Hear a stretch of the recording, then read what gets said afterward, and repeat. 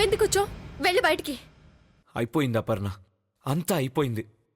నేను కన్న కలలు, నీ మీద నేను పెంచుకున్న ప్రేమ, ఆశలు, కోరికలు అన్నీ కుప్పకూలిపోతున్నాయి. ఇప్పటికైనా నువ్వు నన్ను అర్థం చేసుకుంటావని, నా జీవితంలోకి వస్తావని, నా చెయ్యి అందుకుంటావని ఎంతో ఆశగా ఎదురుచూశాను. ఈరోజు ఆ ఆశలన్నీ ఆవిరైపోతున్నాయి. మన ప్రేమ గతం మిగిల్చిన గాయంలా మిగిలిపోబోతుంది. గుండెల మీద దాచుకున్న అపర్ణ జ్ఞాపకాలు వేదమంత్రాల శబ్దాల్లో కరిగిపోయి కలగా మిగిలిపోబోతున్నాయి. అపర్ణ, ఆఖరిసారి అడుగుతున్నాను, వచ్చే అపర్ణ. ఎవరి సంతోషం కోసమో, ఎవరి ఆనందం కోసమో మన జీవితాన్ని నాశనం చేయాల్సిన అవసరం లేదు. మన భవిష్యత్తును బలివ్వాల్సిన అవసరం లేదు.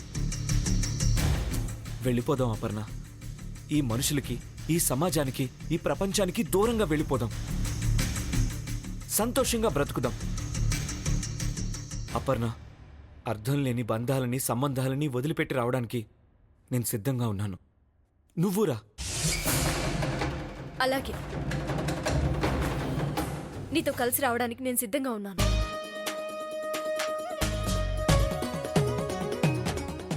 నిన్ను వదులుకొని నరకం అనుభవించే కన్నా నా కన్న వాళ్ళకి ద్రోహం చేసి సంతోషంగా ఉండడమే మంచిదని నిర్ణయించుకున్నాను.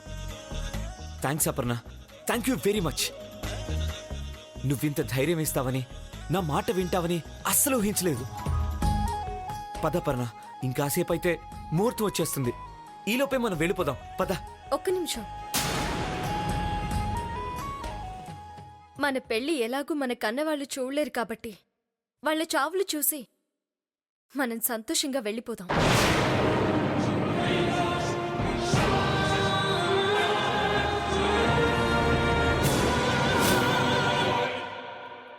ఏంటపర్ణ నువ్వు అనేది?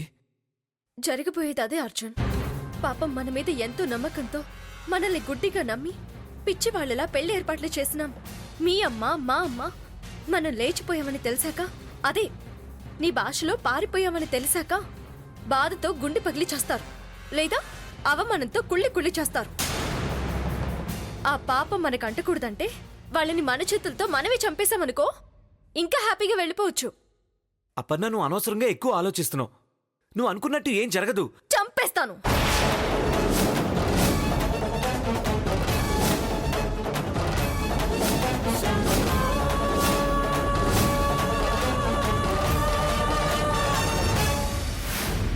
ఇంకొక్క మాట మాట్లాడేవంటే ఇక్కడే చంపేస్తాను. అసలు జీవితం అంటే ఏమనుకుంటున్నావు? చచ్చిపోతారు తెలుసా? పెళ్లి పెట్టిన మీద నుంచి నువ్వు నేను పారిపోయామని తెలియగానే నిన్ను పిచ్చిగా ప్రేమించిన ఇందు చేస్తుంది. నా తల్లి గుండె పగిలి చచ్చిపోతుంది. వాళ్ళ శవాల మీద పునాదులు కట్టుకుని ప్రశాంతంగా బ్రతికేద్దామా?